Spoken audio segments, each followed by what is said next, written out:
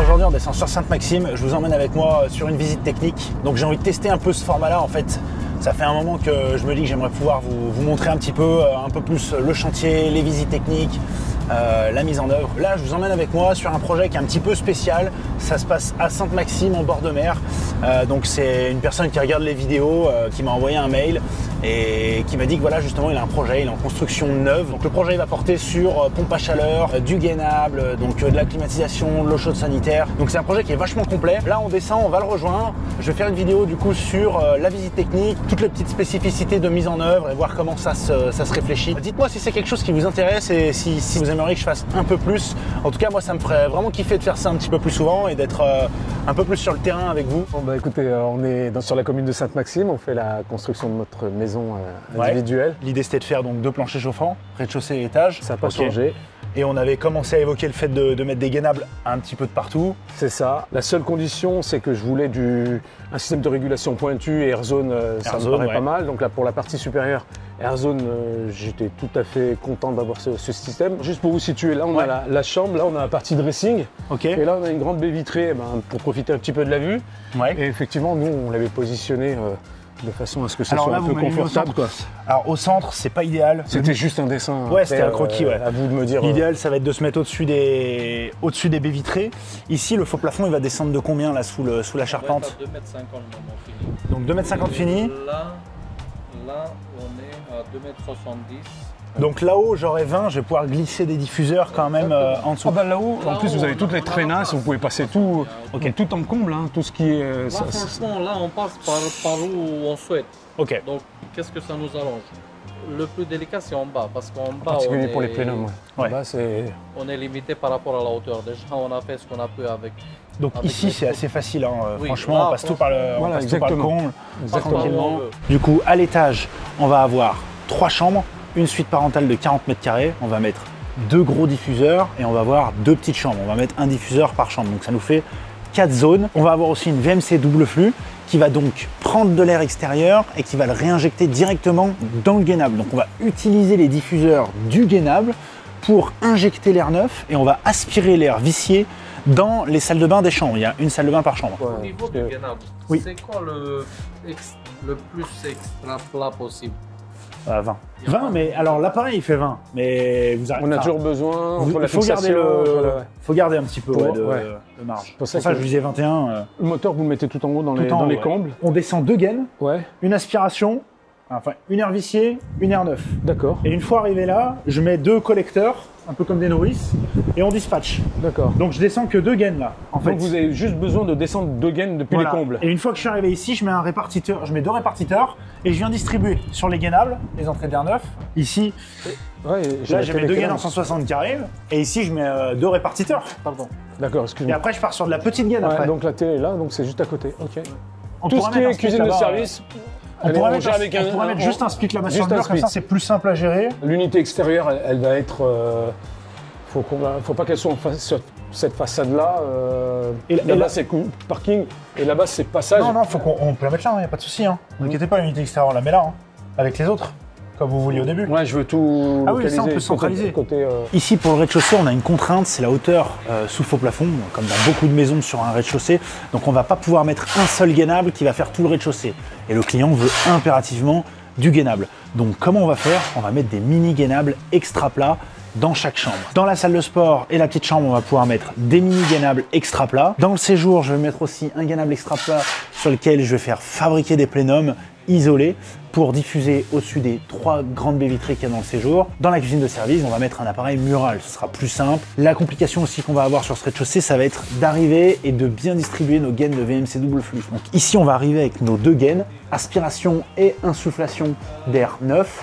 Et on va mettre des répartiteurs sur lesquels après on va pouvoir connecter nos différentes douches. On va les distribuer dans les gainables directement. Et au niveau des unités extérieures? Bah moi l'idée c'est que ici, tout ça c'est la partie parking. Hein. Ouais. Et moi, par rapport à... Là-bas c'est quoi en fait?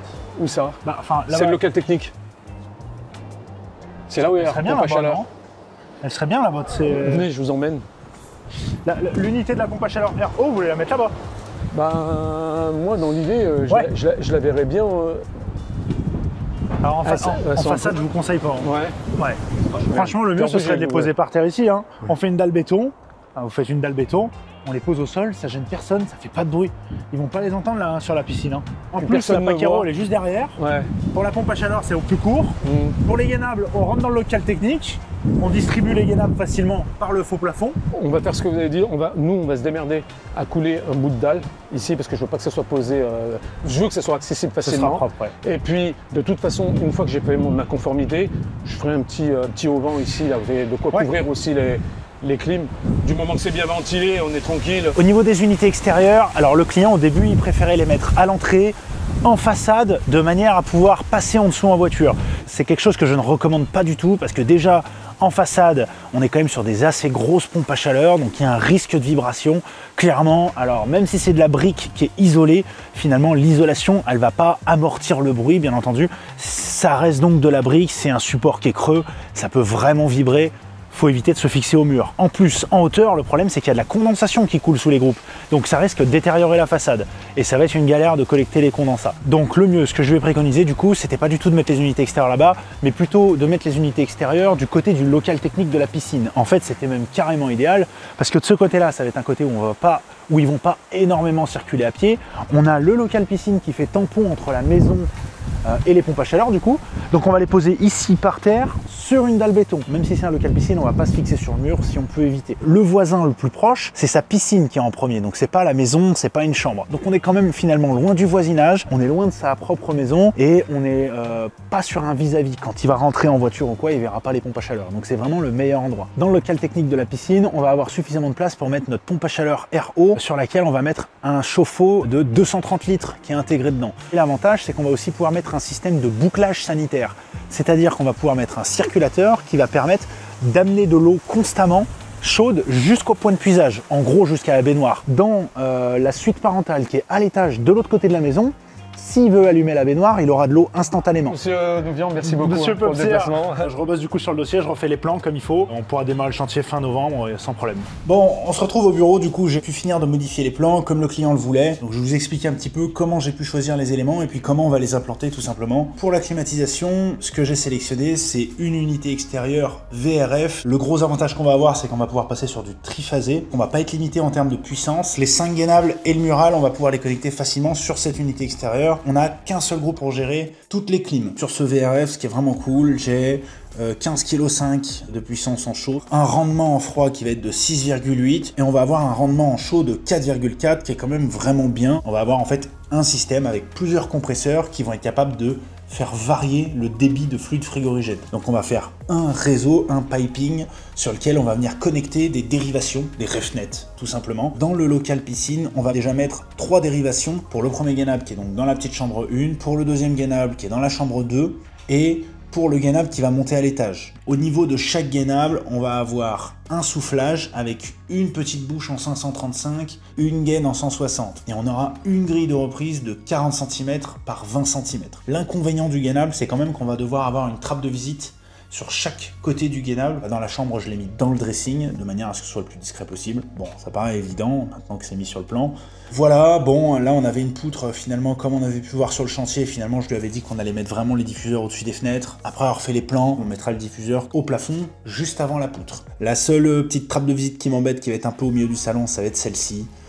C'est vrai qu'on va avoir une trappe de visite à côté du gainable et celle-ci je suis obligé de la mettre. Au niveau de l'autre gainable, en fait, on va le mettre donc dans l'entrée. On va pouvoir distribuer les 2 baies vitrées. Pour les évacuations d'eau, c'est assez simple. C'est son chef de chantier qui va nous les tirer. Il va nous les amener dans les vides sanitaires et nous, à chaque fois, on va lui descendre l'évacuation dans le vide sanitaire. Donc, pas de pompe de relevage. Et pour l'unité intérieure murale qui est dans la petite cuisine de service, pareil, pas de pompe de relevage. On passera dans le doublage et on ira directement dans le vide sanitaire. La petite chose qui a changé par rapport à la visite technique, parce que j'ai bien réfléchi, je lui avais dit qu'on allait mettre la VMC double flux dans le faux plafond de l'étage et qu'on allait tout descendre pour aller au rez-de-chaussée. Le problème, c'est que les VMC double flux à mettre dans les faux plafonds, à mettre dans les combles, c'est bien en rénovation, mais c'est des VMC double flux qui sont moins performantes. Forcément, on est en espaces qui sont pas isolés, ça abîme un peu la performance, donc on met la VMC double flux dans la buanderie qui est au rez-de-chaussée. Ça me permet de passer toutes mes gaines par les faux plafonds au-dessus de la salle de sport et compagnie. On touche moins aux faux plafonds du séjour. L'isolant et le plancher, c'est pas nous qui allons le poser, c'est son chef de chantier. On est sur 2 planchers chauffants, ça veut dire qu'il n'y a pas besoin de mettre de ballon tampon. Le ballon tampon, il est très important pour créer de l'inertie sur un réseau. Il va y en avoir. On va avoir énormément de volume d'eau, puisqu'on a 2 planchers chauffants, donc il n'y aura pas besoin de mettre de volume tampon. On va prendre une pompe à chaleur triphasée, 2 zones, et basta. Au niveau de l'étage, la seule chose qui me fait peur, c'est les 2 gaines en 160 qu'il va falloir arriver à remonter de la VMC double flux. Dans les chambres, comme je disais, des petites bouches en 535 avec des gaines en 160. Dans le couloir, du coup, de l'étage, donc ça j'ai vu avec le client, il n'y a pas de souci, on va pouvoir mettre une reprise en 40 par 60.